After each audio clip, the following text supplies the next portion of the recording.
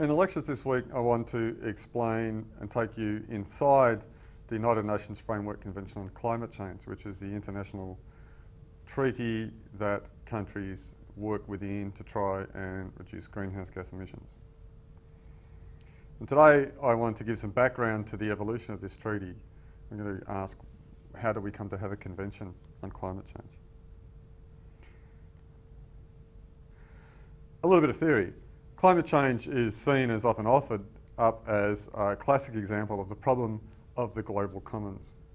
And the theory here is that a problem that arises because of the effect of the actions of a collective can't rationally be solved by the actions of any member within that collective.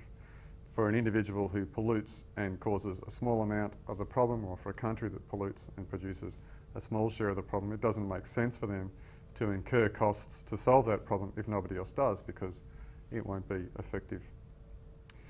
And so the theory is that it's not rational, it's not economically rational, and if there are political costs, it's not politically rational for countries to seek to solve the problem of climate change on their own, and it won't be effective anyway. Therefore, the theory is that collective action is required, that to address this problem of the global commons, and there are a number of them, climate change is just one, countries need to act in concert and collectively, and that's why we have treaties. And that's the underlying theoretical reason why the Framework Convention of Climate Change exists, and theoretically is a good idea. Then to take this back into history a little bit, the problem of climate change has been well known for quite some time, but it was throughout the 1970s that the awareness of the problem grew. And this comes on the back of the rise of the global environmental movement and the rise of a collective consciousness, particularly in developed countries, that there are environmental problems that are significant and that need to be addressed. And economists might say that it wasn't until the 1970s, during the golden age of capitalism, where there was significant economic growth and people in Western Europe and North America, Japan and Australia and New Zealand were getting wealthier and significantly wealthier, that they could afford to care about the environment. Before then, they were too busy trying to get rich and trying to develop. And that being able to afford to care is a certain, has a certain application to understanding why some developing countries and people who have lower incomes are not perhaps so engaged with the issue. Through the 1970s, and people typically date this to the publication of Rachel Carson's book, The Silent Spring, in the late 1960s, an awareness of global environmental problems arose, and in that set of problems sat climate change. A range of scientific institutions and meetings occurred through the 1970s that began to bring this to the attention of the international community of nations. The World Climate Conference in Geneva in 1979 was an important event. It was followed by a series of workshops in Villach in Austria, which concluded that in the first half of the next century, a rise of global mean temperature could occur, which is greater than in history. The first kind of IPCC-like statement about the significance and the magnitude of climate change. And the IPCC itself was established in 1988, beg your pardon. This rise of science and the rise of climate change through globally focused scientific institutions like the World Meteorological Organization was paralleled and began to influence diplomacy and the interactions between states. And a number of arguments were put forward, and a number of key states, including small island states, were involved. In 1987, the President of the Maldives spoke to the Commonwealth Heads of Governments meeting about climate change causing the death of his nation. In 1988, there was a meeting in Toronto called The Changing Atmosphere, Implications for Global Security, an intergovernmental meeting, which concluded that humanity is conducting an unintended, uncontrolled, globally pervasive experiment whose ultimate consequences could be second only to nuclear war. And this likening of climate change to security, the death of a nation, second only to nuclear war, very firmly put climate change into the space and the fora of the United Nations.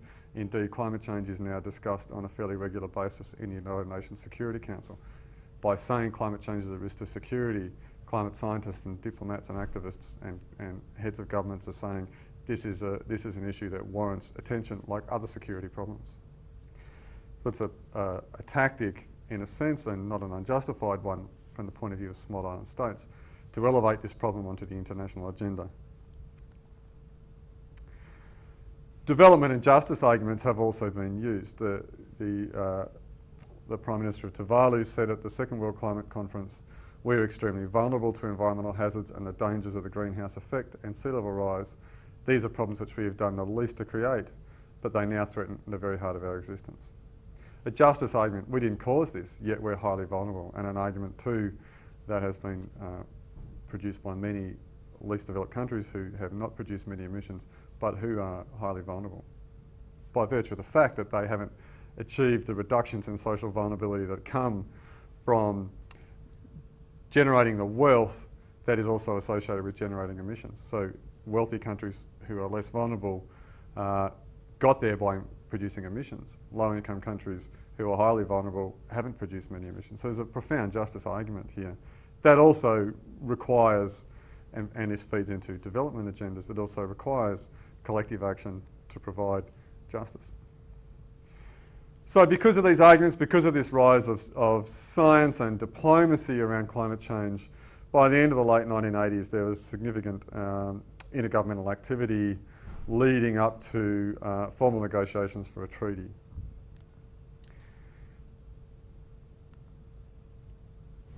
And that came at the end of a rise and the evolution of a history of global environmental diplomacy, which goes back to the early United Nations conferences on the environment in Stockholm in 1972, the Our Common Future report in 1987, the Montreal Protocol on ozone depleting substances was signed in 1987.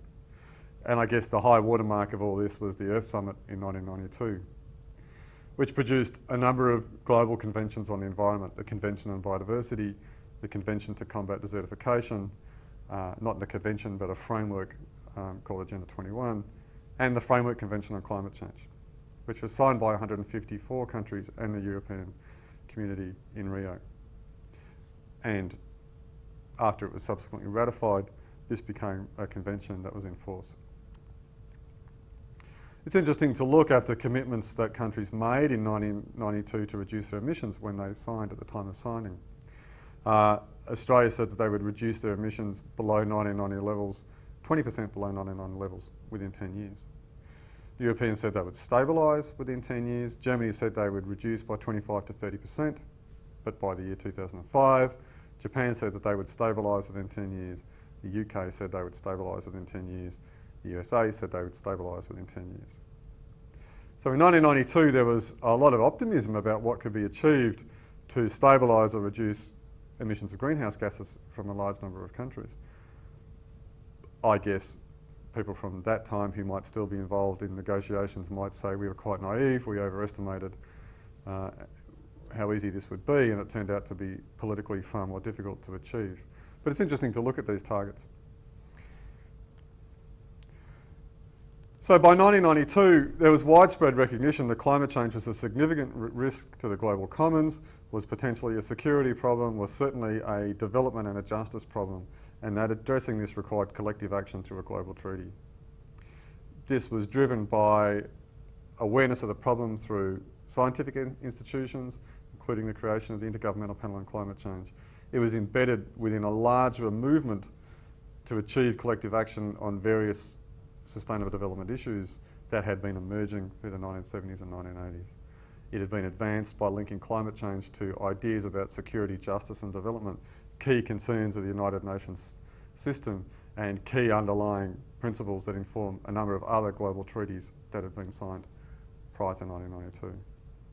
So that by 1992 a convention was signed and there was a lot of optimism about what it could achieve to help address the problem of climate change.